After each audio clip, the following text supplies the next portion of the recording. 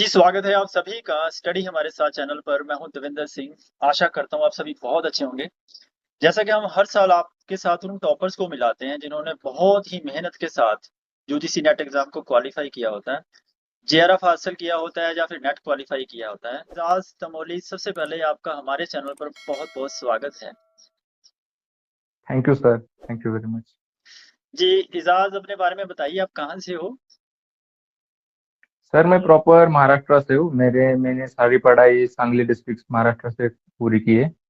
मेरा graduation BSc में से हुआ था और मेरा स्पेशलाइज सब्जेक्ट बॉटनी था। उसके बाद में मैंने एक्सटर्नल मास्टर्स डिग्री परस्यू की Indira Gandhi national open university में।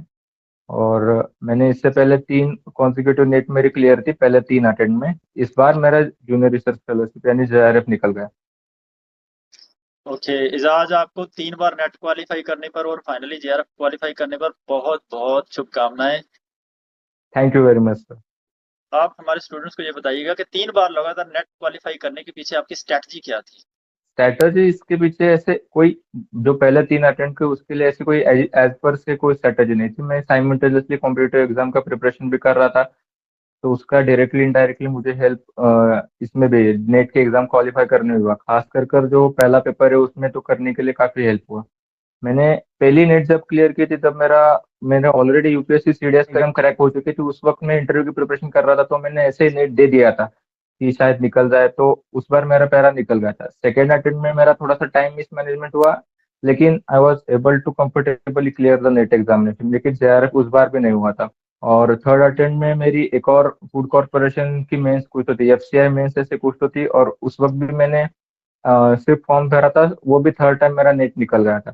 और फोर्थ टाइम में मैंने थोड़ा जेन्युइनली प्रिपरेशन किया था। 2 ढाई महीने मैंने पूरा ध्यान देकर प्रॉपर जो सिलेबस है, सिलेबस ओरिएंटेड स्टडी किया था। आपके वीडियोस भी काफी सारे थे, वो भी देख लिए थे। प्रीवियस ईयर क्वेश्चन थे उसके तरफ थोड़ा ध्यान दिया था। तो इस बार मेरा जेआरएफ निकल गया।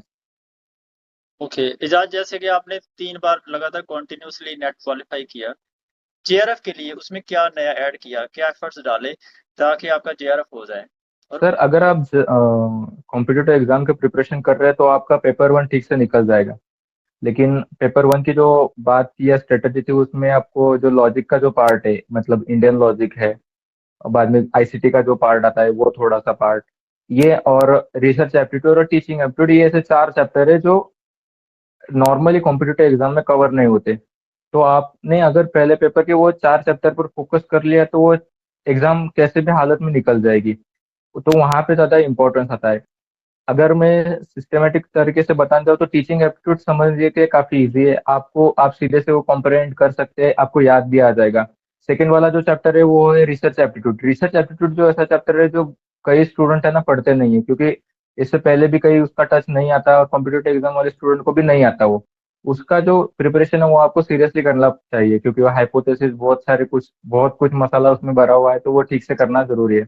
और जो लॉजिक वाला पार्ट है जिसमें लॉजिकल रीजनिंग है वो आसानी से निकल जाएगा। लेकिन इंडियन लॉजिक जो है ना उसके लिए आपको स्पेशली थोड़ा ध्यान देना पड़ेगा। तो मैंने इसके लिए क्या किया था, जो प्रीवियस ईयर क्वेश्चंस थे वो देखे थे कि इंडियन लॉजिक पर के क्वेश्चन कैसे आते हैं। सबसे पहले स्ट्रेटजी ये थी। फिर ऑनलाइन जब मैंने यूट्यूब पे वीडियो देख लिए तो तलवीर सिंह सर के प्रीवियस ईयर क्वेश्चन थे, वो भी चैप्टर वाइज थे। तो मैंने वो भी ठीक से वीडियो देख लिए थे, और वो एज अ बेस प्रिपरेशन के लिए रखा था।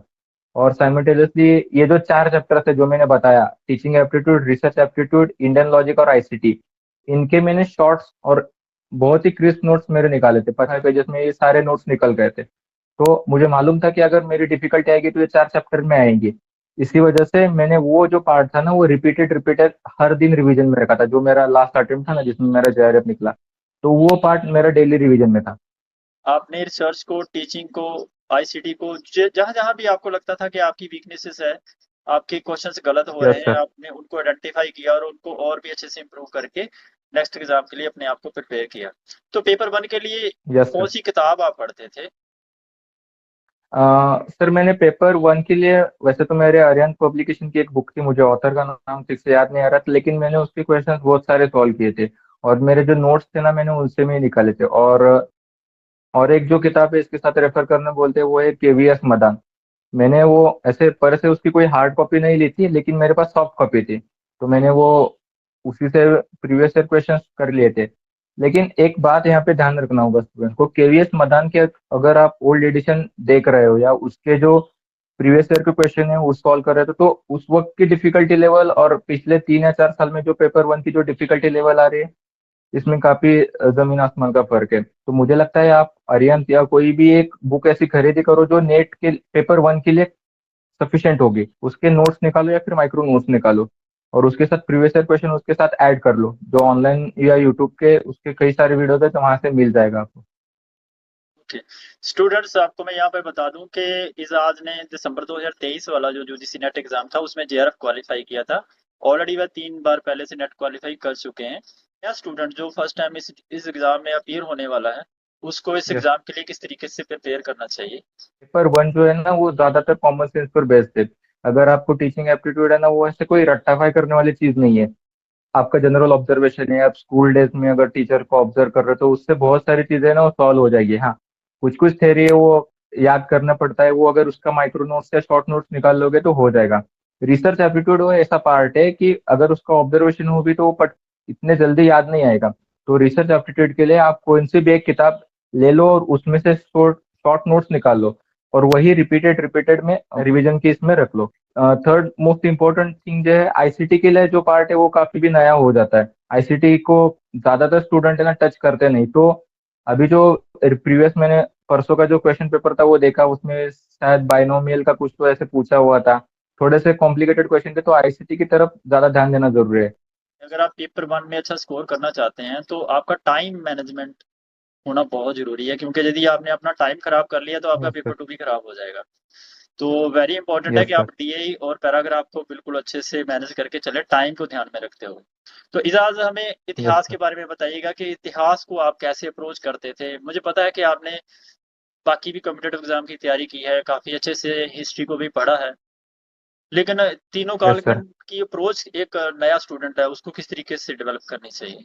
सर, मैं ना कुछ चीजें यहाँ पे क्लियर करना चाह रहा हूँ। अगर कोई शॉर्ट स्पैन में प्रिपरेशन कर रहा है, हो सकता है कि उसका ह्यूमैनिटीज बैकग्राउंड हो, तो शायद हो सकता है कि वो 5 से 6 महीने में या एग्जाम क्लियर कर लेगा आसानी से।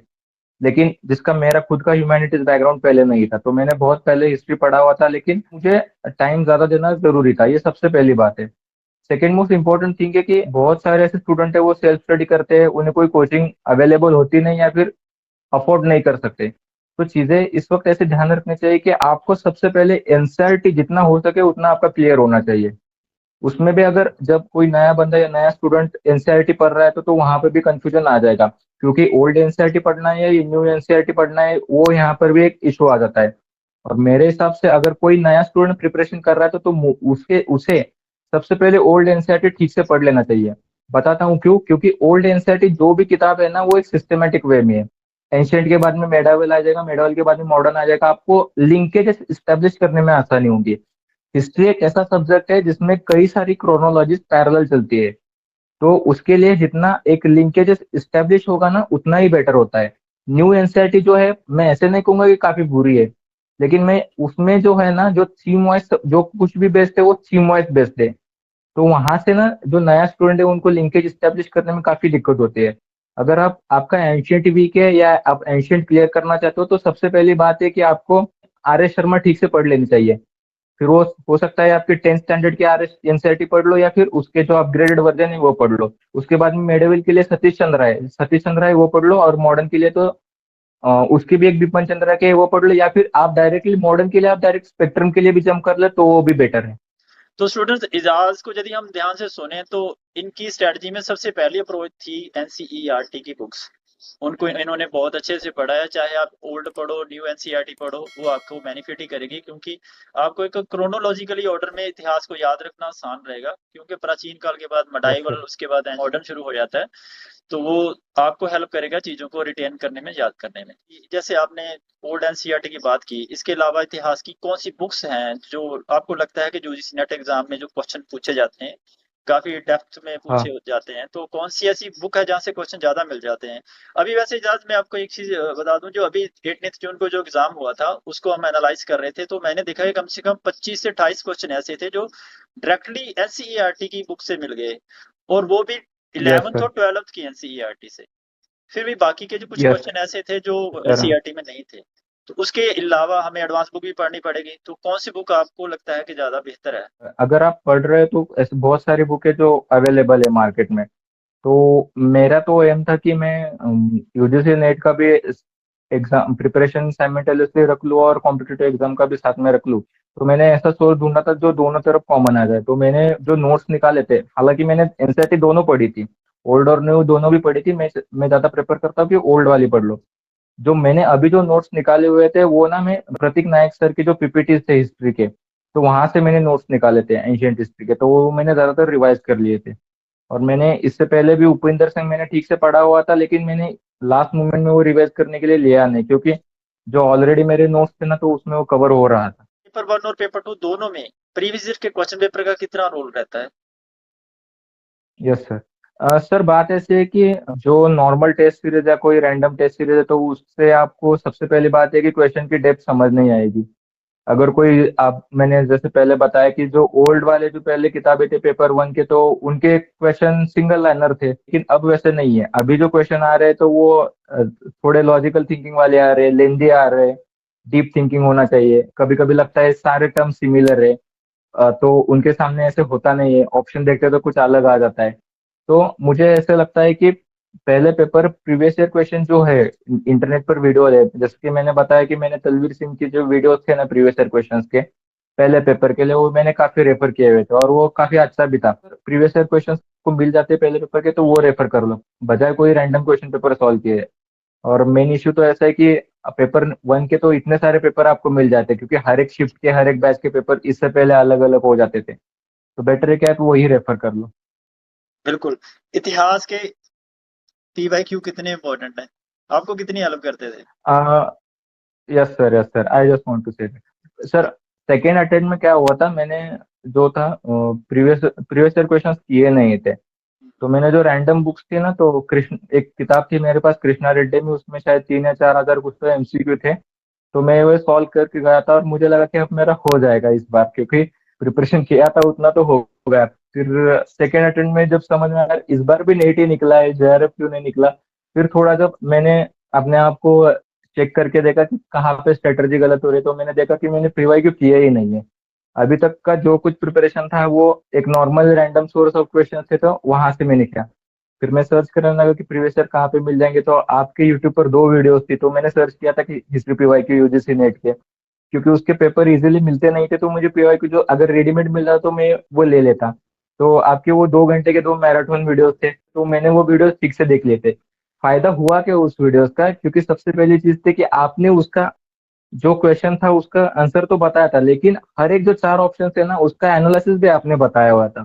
तो वो जो वीडियोस थी ना, वो मैंने जॉब करते वक्त सुन ली थी, और मेरा अच्छा सा ठीक से एक माइंड सेट बन गया था कि हाँ इस तरह के क्वेश्चन आते हैं तो मुझे टैकल करना इजी हो जाएगा। तो इस बार मैंने पीवाईक्यू की तरफ काफी ध्यान दिया था, और मैं उसके लिए आपको काफी थैंक यू बोलना चाहूंगा कि वो वीडियोस ना काफी बेनिफिशियल थे इस अटेम्प्ट में मुझे। जी, आपसे बात करके ये भी पता चला कि आपने जॉब करते-करते इस एग्ज़ाम की तैयारी की है। कुछ बच्चे ऐसे हैं जो यस सर। बिल्कुल जॉब के दौरान तो कहते हैं कि हम पूरी फुल टाइम फ़ोकस करके पढ़ेंगे। ये एग्ज़ाम जॉब करते समय भी यस सर। क्वालीफ़ाई किया जा सकता है, जैसा हम आपसे जान पा रहे हैं। Yes sir.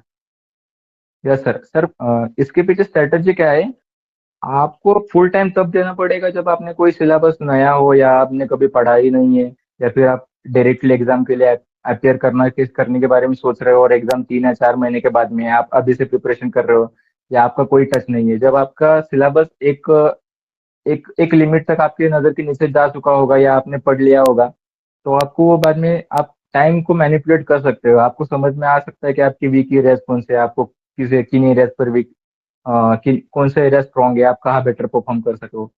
शुरुआत में जो नए स्टूडेंट है वो फुल टाइम अफोर्ड कर सकते हैं, लेकिन अगर कोई कह रहा है कि हर टाइम ही फुल टाइम मिलना चाहिए, तो वो नहीं पॉसिबल हो जाएगा। आप जॉब करते करते भी ठीक से टाइम मैनेज करते भी ये चीजें कर सकते हो। ओके इजाज़, आपको किताबों ने तो आपकी बहुत हेल्प की, क्योंकि आपको किताबें पढ़ने यस सर। पर इंटरेस्ट भी है और प्यार भी करते हो किताबों से। इतिहास यस के सर। साथ भी आपका प्यार हमने देख लिया। और ऐसे यस सर। एग्ज़ाम है ना, इनको क्वालीफ़ाई करने के लिए ना घर वालों का सपोर्ट भी बहुत ज़रूरी होता है। यस तो सर। घर यस में सर, ये कौन वो ऐसा तो। शख्स था जिसने आपको मोटिवेट किया और आपको पुश बैक किया कि आप कर सकते हो और आज भी कर रहे हैं? Yes sir. घर में अभी भी मेरे मदर ने काफी सपोर्ट किया है इस एग्जाम के बारे में। मेरी सिस्टर भी है, तो दो दो लोगों ने काफी सपोर्ट किया है इस प्रिपरेशन के, क्योंकि ये चीज हो रही थी कि मैं वो रहता नहीं, आप टच लाइन तक जाते हो लेकिन बॉर्डर क्रॉस नहीं करते, तो नेट का वैसे ही हो रहा था। मैं फाइनल तक तो जा रहा था, लेकिन वो लाइन रहती है ना कि कट ऑफ की, इसके ऊपर जेआरएफ आ जाएगा, 1 या 2 मार्क्स से मिस हो जाता था। परसेंटाइल तो आज 98 परसेंटाइल, 98 समथिंग ऐसे कुछ तो परसेंटाइल आ जाता। फिर समझ आता कि यार 3 या 4 एमसीक्यू से हम मिस किए, 2 एमसीक्यू से मिस कर दिए। तो इस वक्त में मदर और सिस्टर ने काफी सपोर्ट की प्रिपरेशन करते वक्त। जैसे कि आपने अभी कहा है कि कट ऑफ के ऊपर फोकस नहीं करना चाहिए, है ना। अगर हम कट ऑफ को यस ध्यान में सर। रख के तैयारी करते हैं तो कहीं ना कहीं हम कट ऑफ के ऑलराउंड ही तैयारी भी वैसी ही होती है हमारी, तो हम यस वहां सर, पर वो एक है। या दो नंबर से फंस जाते हैं। एक नया स्टूडेंट जो बच इस जाती है। एग्जाम में आने वाला है, जिसको जीआरएफ लेना है, पीएचडी करना है, असिस्टेंट यस सर। प्रोफेसर बनना है, उसको किस तरीके से क्या कट ऑफ दिमाग में रखनी चाहिए, क्योंकि कट ऑफ से बहुत ऊपर जाना पड़ता है तभी जीआरएफ होता है ना। हाँ सर, एक्चुअली चीज ऐसे है, अगर आप कट ऑफ के लिए ध्यान में रखेंगे तो मुझे नहीं लगता कि एकदम क्लियर हो जाएगा। एग्जैक्टली। आपको हो सके जितना बेटर, जितना आपको बेटर कर सके आपको उतना बेटर करना है। आपके मिस्टेक्स कम करने हैं, आपके स्ट्रॉन्ग एरियाज काफी स्ट्रॉन्ग करने हैं, इसी तरह से एग्जाम निकलते हैं। ज्यादा प्रिपेयर कर रहे हो तो वो आपके लिए बेटर है, लेकिन आपका प्रिपरेशन थोड़ी कम है तो क्या पता आप जेआरएफ का कट ऑफ पार करने की कोशिश करो, नेट भी ना निकल जाए, ऐसे हो सकता है।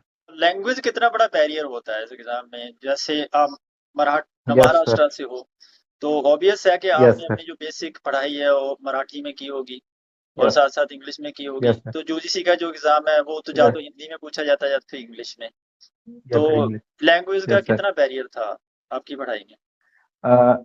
Yes sir. सर मेरा 10th तक का जो प्रिपरेशन था ना वो सारा मराठी मीडियम से था, तो मैंने हिस्ट्री जो मराठी में से पढ़ी थी, जो भी पढ़ाई में या करिकुलम में आते तो मराठी में से 10 में पढ़ी थी।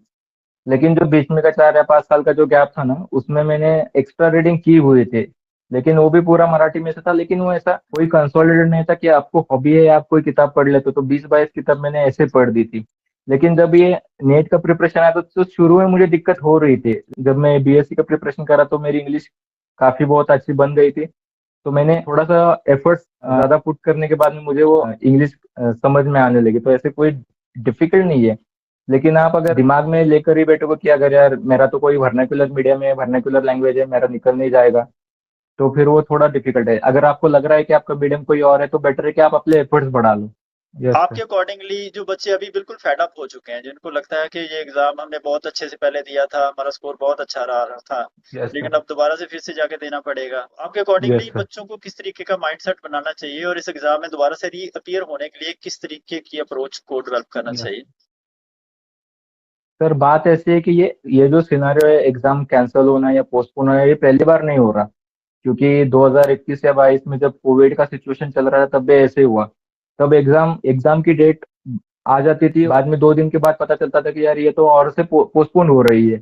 मतलब 2021 में 4 या 5 बार एग्जाम पोस्टपोन हो चुका था, क्योंकि बहुत सारी चीजें फैक्टर है जो एग्जाम के शेड्यूल को अफेक्ट करती है। अभी जो बहुत सारा इंटेक के बारे में बहुत सारी प्रॉब्लम चल रही है। तो मेरा स्टूडेंट से कहना ये है कि अभी एग्जाम 1 महीने के अंदर होने के आसार या चांसेस बहुत कम है, मुझे तो ऐसे लग रहा है। तो 6 या 7 दिन या 4-5 दिन ब्रेक ले लो और वापस से जो रूटीन पहले था वही शुरू कर दो। बिल्कुल।